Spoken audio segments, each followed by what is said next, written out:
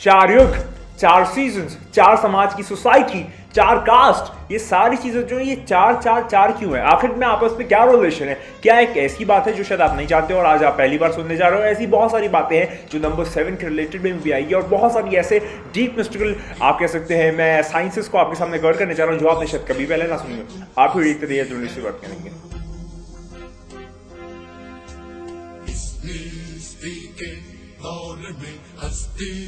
तो बात का आगाज करते हैं, जैसे कि मैंने स्टार्टिंग में बताया कि आज मैं चार युगों के बारे में सबसे पहले बात करने जा रहा हूँ। चार युगों की क्या फॉर्मेशन है, उसका क्या बेस है, वो किस तरीके से आप कह सकते हैं इमेजिनेशन से रियलिटी में आया, वो क्या हकीकत है उसकी, वो किस तरीके से चीज़ें चलती हैं, उन सब पे बात करने जा रहे हैं। बहुत ज़्यादा इसमें रिसर्च लगी है, काफ़ी कैलकुलेशंस लगे और बहुत सारा ऐसी चीज़ें शायद मैं एक वीडियो में कवर कर भी ना पाऊँ, लेकिन मैं पूरी गुंजाइश करूँगा कि आपको सारी चीज़ें इस वीडियो में बता दूँ। तो चलिए बात का आगाज करते हैं। सबसे पहले युगों पे बात करते हैं। जो हिंदू माइथोलॉजी है और कॉस्मिक रिलेशंस ऑफ हिंदुइज्म है, यानी कि प्रॉपर जो हिंदू कल्चर है और जो हिंदू फिलोसफी है, उसके अंदर चार युगों का कॉन्सेप्ट है। आखिर युग होता क्या है? युग जो है वो एक आप कह सकते हैं एक फॉर्मेशन है, एक ट्रांसफॉर्मेशन है, एक आप कह सकते हैं लॉन्ग पीरियड ऑफ ईयर्स का टाइम ड्यूरेशन है, जिसके अंदर बहुत सारा वक्त जो है वो उसके अंदर समा जाता है, उसके अंदर कवर हो जाता है, उसके अंदर वो आप कह सकते हैं निर्धारित हो जाता है एक एक पर्टिकुलर बहुत सारे सालों में एक आप कह सकते हैं बैच के तौर पर या फिर एक हेडिंग के तौर पर। अब इसको और आसान करके अगर हम लोग समझे तो बहुत सारे साल जो होते हैं वो एक युग बनाते हैं।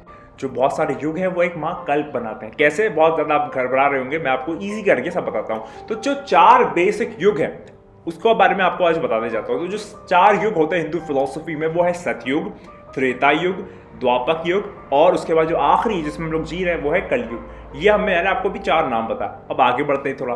अब मैं बात करता हूँ कि आखिर की जो युग हैं इसके अंदर कितने साल होते हैं, इसकी क्या टाइम ड्यूरेशन है। कि जो पहला युग था जिसको गोल्डन एज भी कहा जाता है, जो सतयुग है उसको गोल्डन एज कहा जाता है, यानी कि सबसे अच्छा जमाना। उसके बाद आया त्रेता, उसको कहते हैं सिल्वर एज, उससे थोड़ा कम। उसके बाद कहते हैं हम लोग जो हमारा तीसरा है वो है द्वापक। जो द्वापक है उसको हम लोग कॉपर या ब्रॉन्ज से भी आप कह सकते हैं मुखातिब करते हैं, तो वो जो है वो उससे थोड़ा कम। और जो सबसे खराब है, जो सबसे बदतर है, जो सबसे खराब जमाना होगा वो होगा कलयुग, जिसमें हम लोग अभी जी रहे हैं, जो चल रहा है। तो हम लोग अगर और एक और टर्मिनोलॉजी पे बात करता हूँ कि कुछ लोग समझते हैं जो कि सतयुग है वो बस सतयुग है। नहीं, आपको मैं एक बात बताता हूँ कि ये जो सतयुग है इसके अंदर भी कई सब पार्ट्स होते हैं युगों के। इसके अंदर खुद युगों के बहुत सारा सब पार्ट्स होते हैं। यानी कि अगर मैं कहूँ कि एक शहर है उसके अंदर बहुत सारे शहर हैं, उसी तरीके से युग जो है वो एक बड़ा शहर है, उसके अंदर कई सारे शहर हैं। किस तरीके से समझाता हूँ। जो सतयुग है उसके अगर मैं आपको बताऊँ कि टोटल साल कितने उसमें, तो उसमें 24,192 ईयर्स है। मतलब कि पूरा जो सतयुग था, जो गोल्डन एज थी, उसके अंदर 24,192 ईयर्स थे, यानी कि 24,100 अब मैं 92 क्या कहते हैं हिंदी में नहीं जानता, तो 24,192 जो टोटल ईयर्स है उसमें वो मौजूद थे। लेकिन जो सतयुग है उसके अंदर खुद चार सब आप कह सकते हैं युग से, यानी कि सब पार्ट उसके चार युग और थे। यानी कि चार युग मतलब युग युग युग ऐसे 1 2 3 4 चार युग और थे सतयुग के अंदर। ये एक बहुत आप कह सकते हैं क्रिटिकल बात है जो कि डीपली लोग नहीं जानते, मतलब नॉर्मली लोग ये नहीं जानते। और वो जो एक एक युग है, एक युग मिलके चार बनाते हैं, वो इन टोटल जो है वो 24,192 ईयर्स बनता है, जो कि टोटल एज है सतयुग की। ठीक है, इतना आपको याद हो गया कि अभी जो सतयुग है वो 24,192 ईयर्स होता है। आगे बात करते हैं त्रेता पे। लास्ट में आपको मैं एक इक्वेशन मैथमेटिकली आपको एक मिरेकल भी दिखाऊंगा इस सबका। अगर हम लोग त्रेता पे बात करें जो कि सिल्वर एज है, सिल्वर एज के मुताबिक बात करते हैं, जो सिल्वर एज है उसके अंदर तीन युग होते हैं, तीन सब पार्ट के युग होते हैं।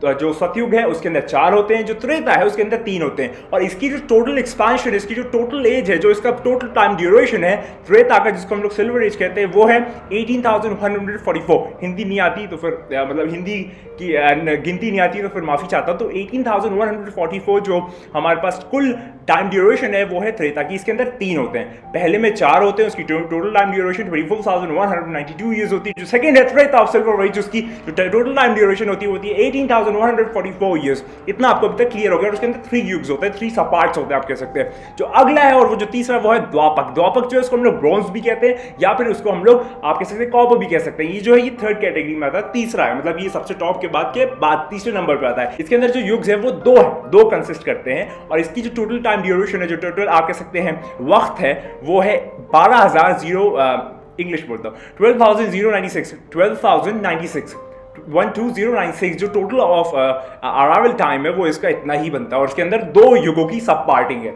इतना क्लियर हो गया। लास्ट पे चलते हैं, वो है कलयुग। जो कलयुग है जिसमें हम लोग अभी जी रहे हैं, जो मौजूदा वक्त अभी चल रहा है, वो है कलयुग। और इसके अंदर सिर्फ एक सब पार्ट होता है, बल्कि मतलब एक होता है, ये एक ही युग होता है। कलयुग में एक युग होता है जो होता है 6048 ईयर्स का, 6048 ईयर्स का ये टोटल एक कलयुग का टाइम ड्यूरेशन होता है। अब थोड़ी सी एक फिलोसॉफिकल बात करते हैं हिंदू माइथोलॉजी के हिसाब से। अगर मैं आपको एक बात बताऊं कि जो फर्स्ट है सतयुग वो 24,192 ईयर्स है, जो त्रेता है वो है 18,144 ईयर्स है, जो द्वापर है वो है हमारे पास 12,096 ईयर्स है, और जो हमारे पास कलयुग है वो है 6,048 ईयर्स है। अगर अब एक में आपको मैथमेटिकल इंडक्शन दिखाऊं जो आपको हैरान कर देगा। अगर हम लोग जो फर्स्ट ईयर है सतयुग का, उसके अंदर जो 24,192 है, अब आप एक काम कीजिए, इन सारे डिजिट्स को आपस में प्लस कर दीजिए। 24,192 यानी कि 2 + 4 + 1 + 9 + 2, ये जाके मिला के कितना बनता है? ये टोटल 9 बनाता है। ठीक है, ये 9 बनाता है। हम लोग आते हैं त्रेता पे। त्रेता जो है वो टोटल है 18,144 यानी कि 18,144।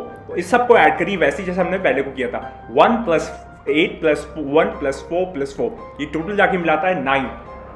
मेरिकल। आगे बढ़ते हैं, आगे बात करते हैं, द्वापर की बात करते हैं। जो द्वापर है वो टोटल बनाता है 12,096।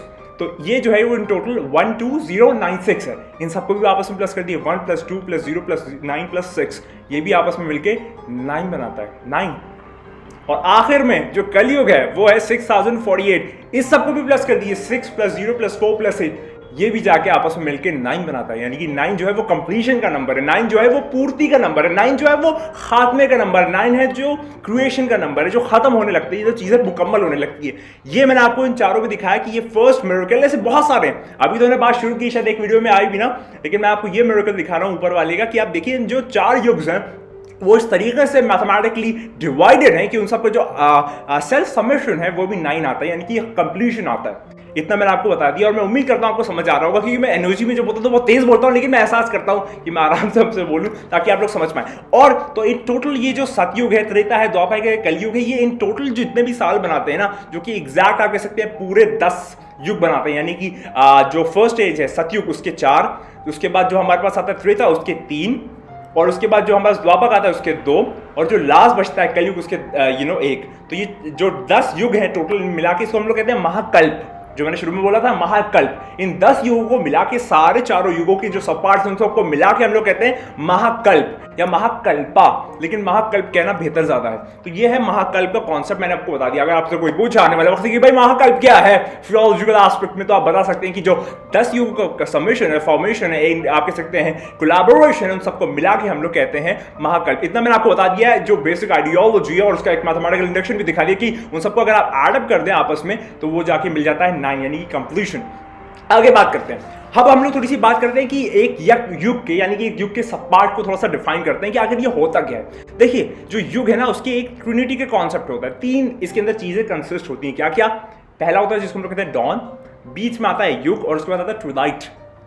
डॉन, युग, ट्विलाइट, डॉन, युग, ट्विलाइट। अब इसको समझिएगा बहुत ध्यान से।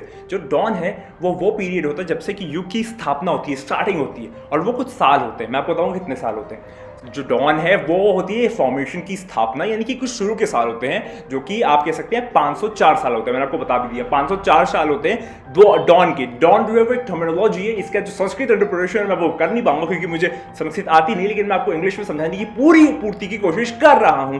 जो डॉन है उसके अंदर 504 साल होते हैं। उसके बाद आता है युग। युग जो है वो होता है एग्जैक्ट हमारे पास 5040, 5040 साल, 5040 साल होते हैं टोटल युग के। और उसके बाद जो हमारे पास ट्विलाइट आता है, जो कि आप कहते हैं एंडिंग युग की जो होती है ना, उसको हम लोग ट्विलाइट कहते हैं, वो भी 504 साल की होती है। यानी कि जो डॉन है वो 504 साल, जो युग है, जो खुद का युग मतलब जो एग्जैक्ट युग है वो जो है हमारे पास वह 5040, 5040 साल, और जो लास्ट का एंडिंग फॉर्मेशन है वो है हमारे पास ट्विलाइट, वो भी हमारे पास 504 साल है। तो इन टोटल अगर हम सबको प्लस कर दे 504 प्लस 5040 प्लस 504, यानी कि डॉन प्लस युग प्लस ट्विलाइट जो है वो एग्जैक्ट हमारे पास इन टोटल एक युग बनता है। एक युग, एक कंप्लीट युग बनता है, और वो जो है वहां पर 6048 है, यानी कि एक यूनिट जो युग है वो होते हैं 6048 साल, 6040 ईयर्स। इतना मैंने आपको अभी तक क्लियर कर दिया, और ये जो है ये मैंने बहुत तेजी से क्लियर किया है। बहुत सारी किताबों के पन्नों को छानने के बाद, पढ़ने के बाद, उसके अंदर से इंस्पिरेशन लेने के बाद मैं आपको ये बता पा रहा हूँ। काफी ज्यादा ये बहुत समराइज्ड कॉन्सेप्ट है, उसको मैं बहुत छोटा करके आपको दे रहा हूँ। तो इतना मैंने आपको बता दिया कि जो युग होता है उसकी जो स्टार्टिंग होती है उसको हम लोग डॉन कहते हैं, जो उसकी एंडिंग होती है उसे हम लोग ट्विलाइट कहते हैं। जो डॉन होता है उसके 504 साल होते हैं, जो बीच का खुद का युग होता है वो होता है 5040 साल, और जो लास्ट की ट्विलाइट की ईयर्स होते हैं वो होते हैं 504 साल। यानी कि इन टोटल इन सबको अगर आप जोड़ते हैं तो 604 ईयर्स बनता है, जो कि एक बेसिक यूनिट ईयर्स है एक युग का। इतना मैंने आपको अभी तक बता दिया। अब मैं आपको थोड़ा सा एक बहुत मिस्टिकल एस्पेक्ट देता हूँ मैथमेटिक्स का। मैथ जो है वो अल्लाह की हैंडराइटिंग है, ईश्वर की हैंडराइटिंग है, परमात्मा की हैंडराइटिंग है। यानी कि अब फिजिकल सेंस में मतलब नहीं लेगा कि लिख रहा है वो, मतलब उसके आप साइकोलॉजिकल और लिटरेचर की जबान में समझिए कि जो ऊपर वाला है उसकी जो असल अगर आप हैंडराइटिंग ढूंढेंगे तो वो मैथमेटिक्स है, मैथ है, कंप्लीट प्योर मैथ है। और किस तरीके से उसको आप सुन लीजिए। अगर मैं आपसे कहूं कि 1 into 2 into 3 into 4 into 5 into 6 करें और into 7 कर दे लास्ट में, तो 1 into 2 into 3 into 4 into 5 into 6 into 7 करें तो क्या रिजल्ट आता है? शायद आपके पास अभी कैलकुलेटर ना हो तो मैं बता देता हूं। जो रिजल्ट आता है वो होता है 5040, 5040 साल, 5040, 5040 ईयर्स। और अब बहुत ज्यादा एक एक्साइटिंग बात बताने जा रहा हूं आप लोगों को, कंप्लीशन की तरफ, फॉर्मेशन की तरफ, आप कह सकते हैं उसकी समेशन की तरफ, कि अगर आप 1 into 4 into 2 into 3 into 4 into 5 into 6 into 7 करते हैं तो 5040 साल बनता है, और अगर आप 7 into 8 into 9 into 10 करते हैं तो वो भी 5040 साल बनता है।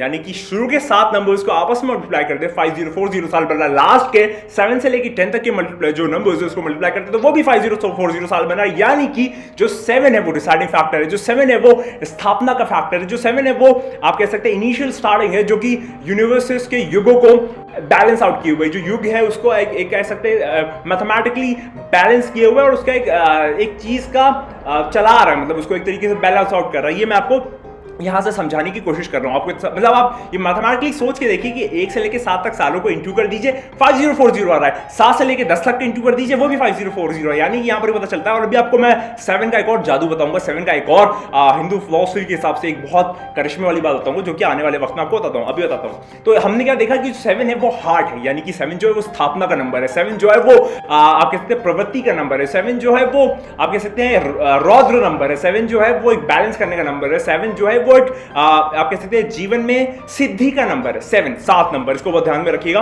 अब मैं आपको एक बात बताता हूं 4 युगों के रिलेशन में। उसके पहले एक बात सुन लीजिए 7 नंबर के रिलेशन में। अगर हम लोग 1938 में देखें, 1938 जो हमारा भी 20 साल पहले की बात है, गुजरा है। 1938 में अगर आप 7 साल जोड़ दें, जैसे मैंने आपको बताया जो युग है उसको फॉर्मेशन का नंबर है, स्थापना का नंबर है, 1938 में +7 कर दे तो वो जाके बनता है 1948। 1948 वो पहला साल है जिसके अंदर एटॉमिक बॉम्ब जो है वो आप कह सकते हैं गिराया गया था, और उससे जो डिस्ट्रक्शन है, डेवास्टेशन है, कॉन्कॉक्शन है, फैब्रिकेशन है, इंटरसेक्शन है, कॉम्बिनेशन जो कि बहुत बुरा है, वो सारी चीजें हुई थी 1948 में, जो कि 7 साल अगर आप जोड़ते हैं 1938 में तो जाके वो 1948 बनता है। और उसके अंदर इतनी ज्यादा खराब चीजें हुई थी, ठीक है। और वो जो फर्स्ट टाइम था जहां पर एटॉमिक बॉम्ब जो है वो ड्रॉप किया गया था।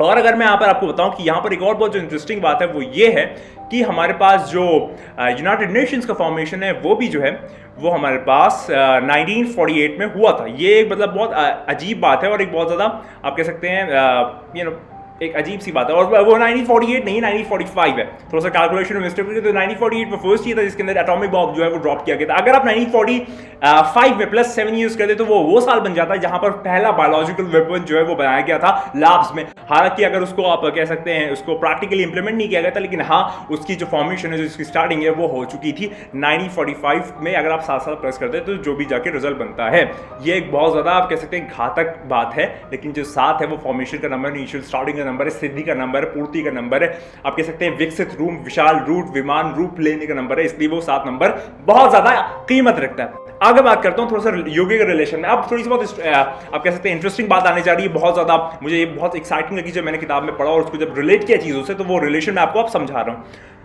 जो 4 युग है सतयुग, त्रेता, द्वापर और आखिर में कलयुग जिसमें हम जी रहे हैं, वो 4 सीजन से रिलेटेड है। वो 4 सीजन जो हमारे मौसम होते हैं जिसको हम लोग कहते हैं ना बहार, सर्दी, गर्मी, पतझड़, उन सब से रिलेटेड है। कैसे रिलेटेड है मैं आपको बताता हूं। जो पहला हमारे पास युग आता है वो है सतयुग। जो सतयुग जिसको हम लोग गोल्डन एज भी कहते हैं, वो डायरेक्टली रिलेटेड है स्प्रिंग के सीजन से। यानी कि जो बाहर का सीजन आता है जिसके अंदर फूल निकलते हैं, फल निकलते हैं, अब बहुत खुशनुमा हवा चलती है, ना गर्मी होती है ना सर्दी होती है, एक बहुत ताज़ा माहौल होता है, एक बहुत सिद्धि का माहौल होता है, एक बहुत ज़्यादा खुशनुमा माहौल होता है, वो आखिरी में होता है। वो असल में रिलेट करता है जाके सतयुग से, यानी कि सतयुग का जो पूरा युग होगा, उस जो युग था उस जमाने में, उसकी जो सबसे बेस्ट फॉर्मेशन है हमारे पास वो स्प्रिंग के सीजन में प्रेजेंट होती है। यानी कि स्प्रिंग में जो फूल पत्तियां हैं वो भी खिल जाती हैं, जो नदी है वो एकदम अपनी लहरों में ही चलती है, हवा बहुत ज़्यादा ताज़ी होती है, साफ़ होती है, शफाफ होती है, और आप कह सकते हैं जो आसमान है वो बारिश भी कर देता है, कभी कभी ठंडी हवाएं भी देता है, सूरज की अगर बहुत तेज किरणें तो उसके ऊपर बादल आ जाता है, मतलब एक बहुत खुशनुमा माहौल रहता है। ये जो है ये हमारे पास इंस्पिरेशन लाता है किस युग से?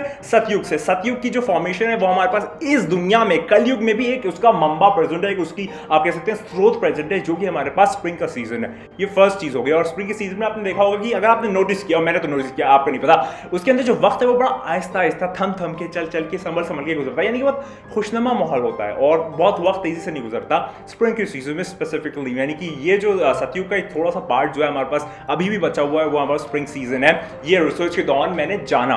आगे बात करता हूं, जो त्रेता युग है वो हमारे पास डायरेक्ट रिलेटेड है समर सीजन से। समर यानी कि गर्मी, शिद्दत, धूप, और वो जो त्रेता युग है उसके अंदर भी ऐसी फॉर्मेशंस थी, गुस्से की भावना, चीजों की भावना, जिस तरह की भी भावना उस जमाने में हुई होगी लोगों के बीच आपस में, जिस भी तरह का एक कॉमोशन क्रिएट हुआ हुआ, या फिर आप कह सकते हैं वहां पर जो सिग्निफिकेंस होगा वो हमारे पास जो इंस्पिरेशन इस समाज में इस वक्त लाता है वो हमारे पास गर्मी के सीजन के तौर पे लाता है। जो गर्मियों में जो भी आपने देखते हैं सूखी हवा चल रही है, लू चल रही है, गर्मी चल रही है, गरम गरम हवाएं चल रही है, घर के अंदर सब लोग रहते हैं, वो जो फॉर्मेशन है, वो जो सिग्निफिकेंस है, वो जो हमारे पास आप कह सकते हैं एक माहौल है, वो आता है त्रेता युग से। त्रेता युग जो है वो रिलेटेड है हमारे पास त्रेता युग गर्मी के सीजन से। इतना मैंने आपको बता दिया। दो युग हो गए, आगे दो पे बात करते हैं। जो द्वापर है वो हमारे पास ब्रॉन्ज एज जिसको हम लोग कहते हैं, या फिर कॉपर एज जो है वो हमारे पास फॉल का सीजन है, पतझड़ का सीजन है। पतझड़ यानी कि जो पेड़ पे आप देखते हैं ना, पत्तियां फूल सारे लगे रहते हैं, वो लोग अपने आप को शेड कर देते हैं, एक अलग सा माहौल होता है, हवा बहुत तेज तेज चलती है, चीजें इधर से उधर उड़ती हैं, लोग जो है वो थोड़ा सा घूमना भी पसंद करते हैं, नहीं भी पसंद करते हैं, और जितनी भी प्रॉपर्टीज है हमारे पास फॉल की सीजन की, पतझड़ की सीजन की, वो सारी जो आती है वो हमारे पास आती है द्वापर के युग से। द्वापर का युग था वो इसी टाइप का होगा, इसी टाइप की वहां पर फॉर्मेशन होती होगी। हालांकि मैं उस वक्त मौजूद नहीं था, आप शायद हो तो बता दीजिएगा मुझे कमेंट में अगर आप उस वक्त मौजूद थे, लेकिन उस वक्त जो फॉल का सीजन है वो इसी टाइप का होता है, जो कि द्वापर के वक्त था। लास्ट में आते हैं जो कि सबसे ज़्यादा कलयुग है, और कलयुग में ही हम लोग जी रहे हैं। तो कलयुग का जो इंस्पिरेशन है कलयुग में वो सुन लीजिए। जो कलयुग है वो है सर्दी, विंटर्स, सर्द, कोल्ड, वो है विंटर सीजन। जो विंटर सीजन है वो है आयरन एज। आयरन अगर आपने देखा होगा, जो लोहे की एज को भी हम लोग कलयुग में मानते हैं, उसको मानते हैं कि वो उससे रिलेटेड है। तो अगर आप लोहे को कहीं रख दें तो आप देखें कि वो कितनी जल्दी ठंडा हो जाता है। अगर आप सर्दी के मौसम में कोई एक लोहे का रॉड लेके अपने ऊपर रख ले तो एकदम आप कांप जाएंगे, अरे यार मेटालिक भी कोई चीज़ रख लें, और खासकर आयरन का रॉड रख लें तो आप लोग कांप जाएंगे। वो ठंडक पकड़ता है, वो ठंडक एब्जॉर्ब करता है, वो ठंडक की शिद्दत को अपने अंदर समा लेता है, ले लेता है। इसलिए उसकी जो इंस्पिरेशन है, हालांकि हम लोग उसी युग में जी रहे हैं, लेकिन फिर भी अगर मैं उसको को रिलेट करना चाहूँ तो लोहे से आप उसे ले सकते हैं कि हम लोग जिस सीजन में जी रहे हैं वो है विंटर, यानी कि हम लोग जी रहे हैं कलयुग में। तो ये जो है इसकी रिलेशन मैंने आपको समझाने की कोशिश की है। अब हम लोग ने बात कर ली कि इन चीज़ों पर चार जो हमारे पास सीजन है और जो चार युग है उसकी इंटररिलेशन जो मैंने आपको समझाने की कोशिश की है। मैं नहीं चाहता मैं आपको किस हद तक समझा पाया हूं, लेकिन मैंने पूरी कोशिश की है कि मैं आपको बता पाऊं। आगे जो हमारे पास चार चीजें हैं वो सुन लीजिए, बहुत ज्यादा मजेदार होनी चाहिए। जो हमारे पास चार सोसाइटी है, जो हमारे समाज में, खासकर जो हमारा भारतवर्ष का समाज है उसके मुताल्लिक हम लोग बात करने जा रहे हैं। जो इंडियन सोसाइटी है उसके अंदर जो चार कास्ट का सिस्टम है वो हमारे चार युगों से कैसे रिलेटेड है। जो पहला युग था, यानी कि जो हमारा पहला फर्स्ट जो हमारा सतयुग हुआ करता था वो था ब्राह्मण्स का युग। यानी कि जो ब्राह्मण्स थे वो आप कहते हैं स्थापना पे थे, वो मेन बॉडी लाइन थे, वो स्ट्रक्चर लाइन थे, उनका बहुत ज़्यादा वर्चस्व था, वो हमेशा से अव्वल थे।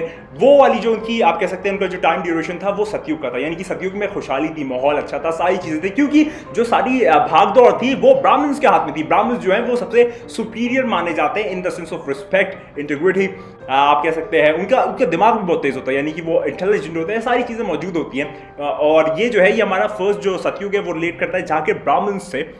ये मैं आपको बताता हूँ। जो हमारे पास दूसरा है वो है त्रेता। त्रेता जो आके रिलेट करता है वो है क्षत्रियों से। जो क्षत्रिय यानी कि जो हमारी सेकंड फॉर्मेशन आती है क्षत्रिय, यानी कि क्षत्रिय जो लोग होते हैं वो राजा ले लीजिए, योद्धा ले लीजिए, सूरवीर ले लीजिए, या जितने भी इस टाइप के लोग होते हैं ना वो क्षत्रिय जाके रिलेट करते हैं त्रेता युग से। यानी कि त्रेता युग में उनका वर्चस्व था, उनकी आप कह सकते हैं बुलंदी थी, उनकी शान थी, वो main structure line, body line में सारी चीज़ों को देखते थे, सब करते थे। तो वो जो त्रेता युग था वो हमारे पास युग था क्षत्रियों का। आगे आते हैं वैश्य का। वैश्य जो है वो हमारे पास द्वापर युग के आप कह सकते हैं उनसे उनका रिलेशन है। जो द्वापर युग है वो पूरी तरीके से आप कह सकते हैं उनकी भागदौड़ जो थी वो वैश्यों के पास थी। वैश्य जो थे वो सारी चीज़ें करते थे, वर्किंग क्लास कह लीजिए, जो भी आप कह लीजिए, वो सारी चीज़ थी वो हमारे पास वैश्य करते थे। और जो कलयुग है, जो हमारा युग है, हम बदनसीब है, सतयुग नहीं देख पाए, मतलब अच्छी वक्त नहीं देख पाए, लेकिन कोई मसला नहीं है। हमारे पास जो है वो कल की अवतार आएगा, हमारे पास जो है वो आखिरी वक्त का वो हम सबको बचाने आएगा, पूरी दुनिया को अदल इंसाफ से भर देगा। आप जानते हैं बहुत मजेदार बात की सारे रिलीजन में वो जो आखिरी आने वाला है उसको कहा गया है, चाहे हिंदुइज्म में कल की अवतार हो जाए, चाहे पारसी मजहब में सशोयांत हो जाए, तो बुद्धिज्म में मैथरिया हो जाए, तो चाहे टाओइज्म में ट्रू सेवियर हो जाए, या फिर जुडाइज्म में मसाया हो जाए, या फिर इस्लाम में इमाम मेहदी अलैहिस्सलाम हो जाए। सारी चीज़ें जो है वो उनसे रिलेटेड कहीं ना कहीं पर होती हैं। तो आखिरी वक्त जो कि कलयुग है, यानी कि जो हमारा वक्त है, उसके अंदर शूद्र यानी कि जो वर्किंग क्लास होती है, जो सारी चीज़ें करती है, आप देख सकते हैं आज ही उनका बोलबाला है। जो बिजनेस करता है, बिजनेस वाले पता है पहले ऐसा कुछ नहीं माना जाता, तो पहले के युग थे उसमें बिजनेस वालों को कोई उनकी ऐसे फॉर्मेशन या फिर उनकी एक रिस्पेक्ट नहीं थी। Respect in the sense of उनको खराब नहीं समझते थे, यानी कि उनका भाग दौड़ उनके हाथों में नहीं थी। लेकिन आज के ज़माने में आप देख सकते हैं जितनी भी भाग दौड़ है वो सारे बिजनेसमैन या फिर ब्यूरोक्रेट्स या फिर जो बड़े बड़े जायंट्स एंटरप्रेन्योर्स हैं उनके हाथों में है, क्योंकि ये जो कलयुग है वो शूद्रों का है। जो शूद्र होते हैं वो वर्किंग क्लास होती है, जो कि अपना दिमाग चलाते हैं, पैसा कमाते हैं, तिजारत करते हैं, बिजनेस करते हैं, और उस तरीके से जो पूरा अपना युग है उसको कलयुग के फॉर्मेशन में ले जाते हैं, करप्शन भी कर जाते हैं। सारे नहीं करते लेकिन ज़्यादातर लोग करते हैं। तो ये मैंने आपको इतना बताया कि जो 4 कास्ट हैं वो किस तरीके से रिलेटेड है हमारे 4 युगों से। इतना मैंने आपको अब तक कवर कर दिया। लास्ट वीडियो बहुत ज़्यादा लंबी खिंच रही होगी, मैं अपने देख लेता हूँ कितना टाइम हो गया, ताकि आप लोगों को ज़्यादा मैं बोर ना करूँ। 22 मिनट हो गया, बहुत ज़्यादा हो गया। इसको जल्दी से कवर करते हैं कि लास्ट का जो हमारे पास चीज़ है, जो कलयुग है, मैं आपको बता देता हूँ। जो कलयुग है वो टोटल डॉन प्लस युग प्लस ट्विलाइट जो है वो इंटायर कलयुग बनाता है, जो कि एक युग उसका सब पार्ट है, जो कि 6048 ईयर्स का, 6048 ईयर्स का है। और इसका अगर हम लोग स्क्वायर रूट कर दें तो वो 77.77 आता है। अब ये 77.77 की मिस्ट्री कभी और अगली वीडियो में बहुत ज़्यादा वीडियो लंबी होगी। मैं भी करता हूं वीडियो पसंद है, वीडियो पसंद है, शेयर वाला सब शेयर करें, कमेंट जरूर करें। और उस मुताबिक लिस्ट की स्टैक वीडियो चाहिए चैनल पे, बहुत ज्यादा 2022-23 पता नहीं क्या क्या प्रोडक्शन, बहुत मजेदार वीडियो मौजूद है, जाके लाजमी देखें। मैं आपसे कहता हूं, हमेशा की तरह एक ही बात कहूंगा जो मैं हमेशा कहता हूं, खुदा को याद करो यार, खुदा को याद करो। खुदा हाफिज़।